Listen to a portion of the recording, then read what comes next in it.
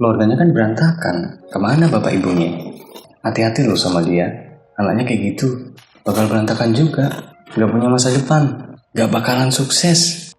Gitu ya. Saya kasih tahu 2 fakta menarik. Yang pertama, broken home itu bukan penyakit genetik turunan. Dan tenang, ini gak menular. Dan yang kedua, kamu picik. Kamu picik kalau punya pemikiran anak dari keluarga yang gak utuh dan gak harmonis itu. Berarti nanti keluarganya bakal kayak gitu juga. Oh gak bisa dong, saya dari keluarga terpandang, berpendidikan. Orang tua dan saudara-saudara kami semua sukses kok. Dengan segala rasa hormat yang mulia. Anda malah semakin memperjelas kepicikan Anda. Picik itu bukan tentang status sosial atau dari mana Anda berasal. Picik itu pola pikir. Gak berpandangan luas, gak mau berkembang, gak mau dengerin sebuah fakta, itu pun picik. Buktiin kalau saya salah. Tonton dulu sampai habis, saya akan jelasin apa, kenapa, dan gimana broken home itu terjadi, sama cara ngadepinnya. Setelah itu, silakan sangkal saya.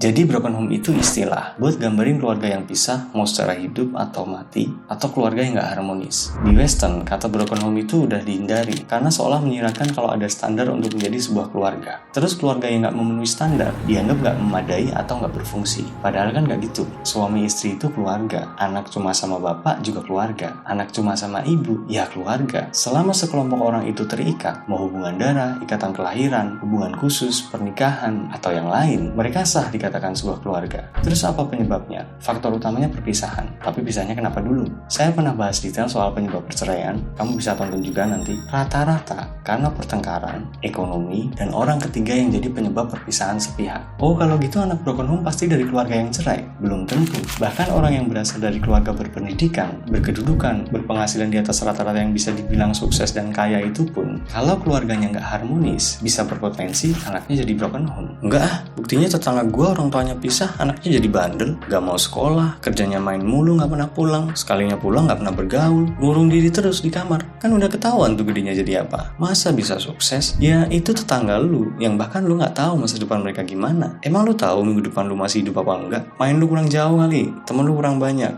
Dengerin, tahu iPhone dari perusahaan apa? Apple. Yang bikin siapa? Steve Jobs. Amazon, perusahaan e-commerce terbesar di Amerika. Pendirinya siapa? Jeff Bezos. Siapa nggak tahu Justin Bieber, Eminem, Barack Obama. Di Indonesia sendiri banyak orang-orang terkenal dan sukses yang asal kamu tahu. Mereka dari keluarga broken home. Sukses itu butuh proses dan kamu tahu sendiri, nggak gampang. Kalau sebagian orang mulai dari nol, broken home ini mulainya dari minus. Wajar kalau butuh waktu lama. Selain harus berjuang, mereka juga harus nyembuhin diri. Bisa sembuh total? Sayangnya enggak. Ibarat orang yang lahir tanpa kaki, mereka harus belajar jalan dulu, menyesuaikan kondisi biar imbang sama orang normal. Akhirnya bisa jalan kan? Tapi nggak akan mengubah kenyataan kalau mereka terlahir tanpa kaki. Dan nggak peduli kamu tua, muda, kaya, miskin, dari ras manapun, orang yang pantas disebut bijak itu orang yang paham ada namanya hukum sebab akibat. Kalau di awal saya udah jelasin kenapa broken home terjadi, 4 hal ini dampaknya. Yang pertama,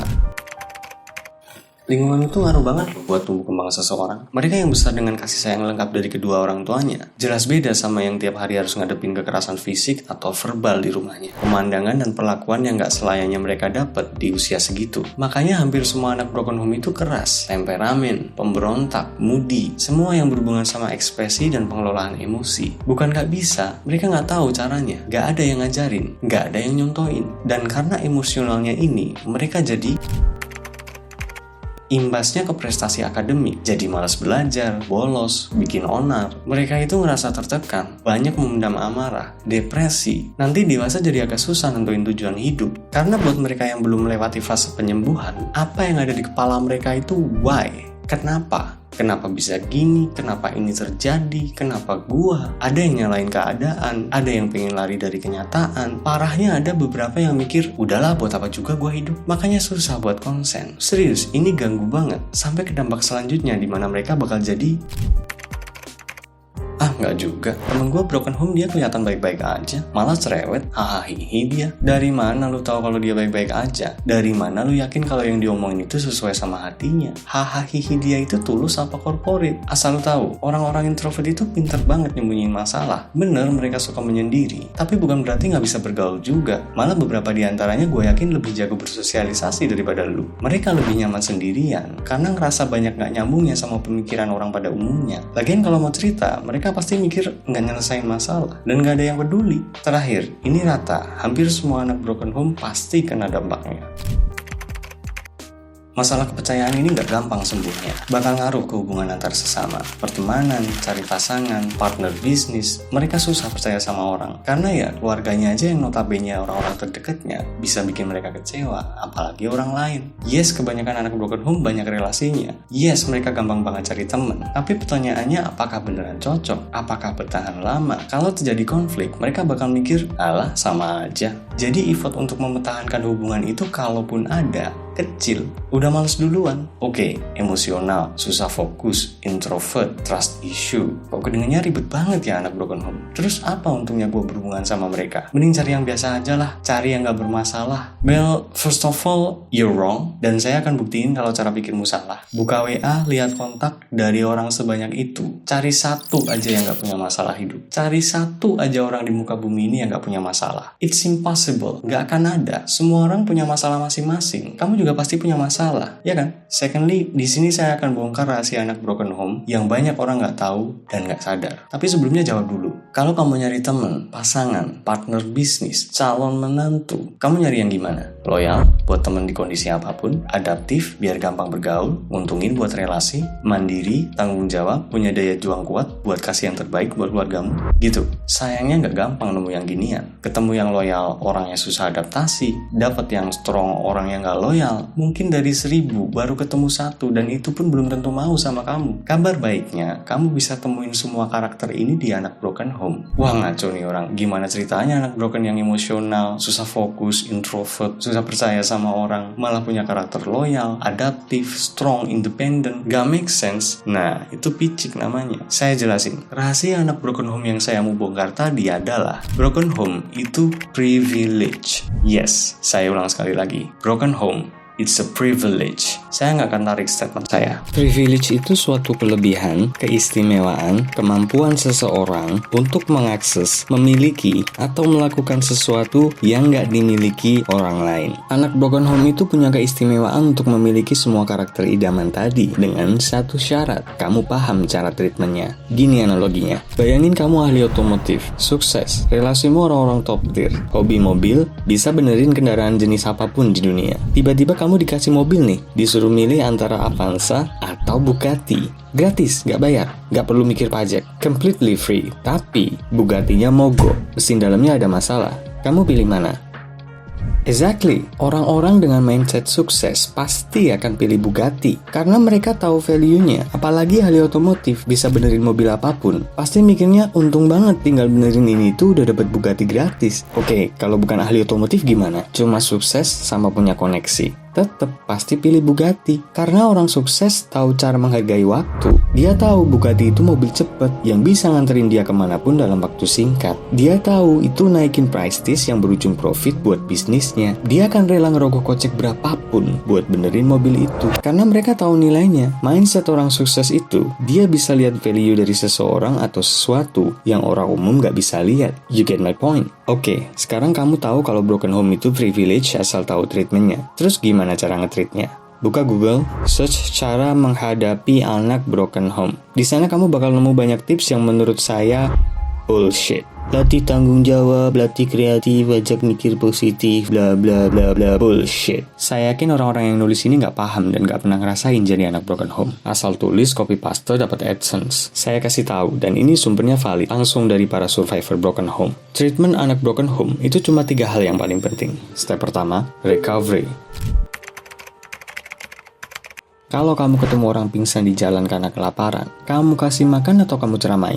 Oh, makanya kamu harus tanggung jawab sama diri sendiri biar nggak kelaparan, hidup itu harus sukses, bla bla bla bla. No, that's stupid. Mereka nggak butuh ceramahmu. Selesain masalahnya dulu, biar makan dulu. Kalau udah kenyang baru kamu tanyain. Kamu pingsan karena lapar ya? Kenapa nggak makan? Oh, nggak ada yang dimakan ya? Nggak ada uang? Belum dapat kerja ya? Ini solusinya. Gitu, anak broken home juga sama. Mereka butuh sembuh dulu. Lapar perhatian, haus validasi, kasih makan, kasih minum, biar istirahat dulu. Mereka itu ngalamin trauma panjang. Tiap malam tidur mimpi buruk tentang betapa mengerikan apa yang terjadi di hidupnya. Tiap hari iri lihat kesempurnaan keluarga bahagia di luar sana. Bapaknya ngambilin rapot, ibunya masakin bekal, tiap minggu liburan foto-foto sama keluarga. Ada yang telepon, nak, mama masak makanan kesukaan kamu, udah makan belum? Ada yang WA, papa udah transfer ya nak buat kos sama uang jajan. Ada tempat pulang yang bakal dengerin semua keluh kesah dan ngasih solusi. Mereka nggak punya semua itu. Jangan tiba-tiba datang ke hidupnya main atur sana sini. Kamu harus disiplin, hobimu itu gak berguna, jangan bergaul sama si A, si B, makanya nurut, jadi orang yang bener. Lihat saudara-saudaramu itu sukses-sukses, kamu ngapain kayak gitu, mau jadi kayak orang tuamu? Shut the fuck up. Shut the fuck up. Kalau kamu belum dapat kepercayaan mereka, terus tiba-tiba datang pakai metode kolot, nyerocos soal hidup yang menurutmu paling bener itu, they don't care. Mau ngomong apa juga mereka gak akan peduli. Kamu gak ngaruh, kamu gak penting. Mau kamu profesor, jenderal, tokoh terkenal, haji 30 kali, rumahmu segede gor, they don't fucking care. Kamu cuma memperburuk keadaan. Lah terus gimana yang bener? Let them recovery. Kasih waktu istirahat, kasih waktu sembuh, bangun kepercayaannya, jadi teman ngobrol yang baik. Gak usah bohong, mereka paling benci dibohongi. Semua orang benci dibohongi, ya kan? Tapi bencinya mereka itu lebih dalam, karena itu yang ngerenggut kebahagiaan keluarga mereka. Mereka sensitif, tahu kalau orang gak jujur. Kalaupun bisa bohong, suatu saat mereka bakalan tahu, dan hancur lagi kepercayaannya. Ngomong yang santai aja, gak usah menggurui, gak usah teriak-teriak. Mereka lebih suka tenang daripada ingat suara bisingnya pertengkaran di keluarga mereka. Akan ada waktu di mana mereka membuka diri dan mulai cerita. Dan saat itu datang, pasang kuping baik-baik. Karena nggak akan terjadi lagi karena mereka tahu kamu nggak menghargai betapa beratnya membicarakan sebuah trauma. It takes time, butuh waktu yang lumayan panjang. But it's worth it. Kalau kamu sampai berhasil bangun kepercayaannya, mereka akan jadi orang yang sangat loyal, yang pernah kamu kenal sepanjang hidupmu. Kalau mereka udah recovery, baru kamu bisa masuk ke tahap kedua, educate. Kamu bisa mulai pelan-pelan kasih tahu apapun yang kamu pengen mereka tahu. Cara bergaul yang benar, cara berpikir yang benar, cara ngadepin masalah, kontrol emosi, apapun. Tapi tetap perhatiin bahasamu. Karena ingat, broken home itu luka permanen, nggak sembuh total. Bisa kebuka kapan aja. Kepercayaan yang kamu bangun itu ibarat kamu boleh masuk ke rumahnya. Bukan berarti dipersilahkan buat ngacak-ngacak isinya. Misal, kamu kepikiran nggak sih suatu saat pengen sukses? Yang aku tahu, disiplin itu bakal ngaruh banget loh. Menurutmu gimana? Atau, kamu kan pernah cerita soal keluargamu. Kalau berkeluarga nanti, kamu pengen punya keluarga yang gimana? Rata-rata saya jamin, mereka pasti punya keinginan kuat buat jadi jauh lebih baik dari apa yang mereka alami. Punya keluarga harmonis, ekonomi stabil, bermanfaat buat orang lain. Mereka akan berusaha sekeras mungkin dan gak akan berhenti sampai terwujud. Itulah yang akhirnya membentuk mereka jadi loyal, gampang adaptasi, kuat, gak gampang nyerah, dan mandiri. Make sense kan? Terakhir, step yang menurut saya paling penting buat ngadepin anak broken home. Kalau kamu udah bangun kepercayaannya, kasih edukasi, tapi nggak ngelakuin ini, percuma.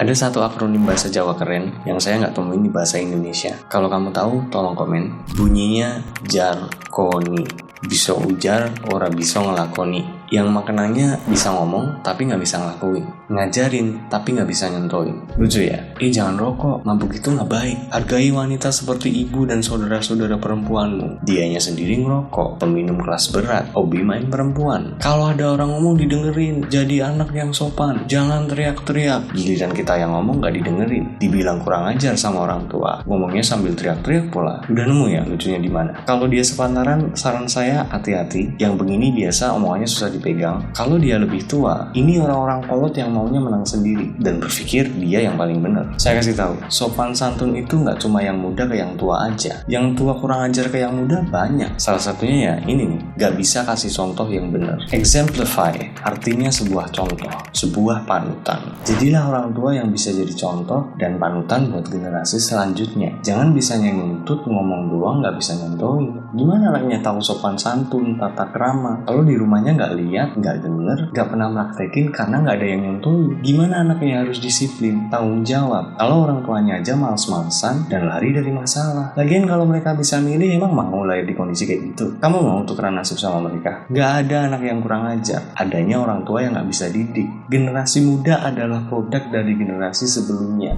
Ingat itu.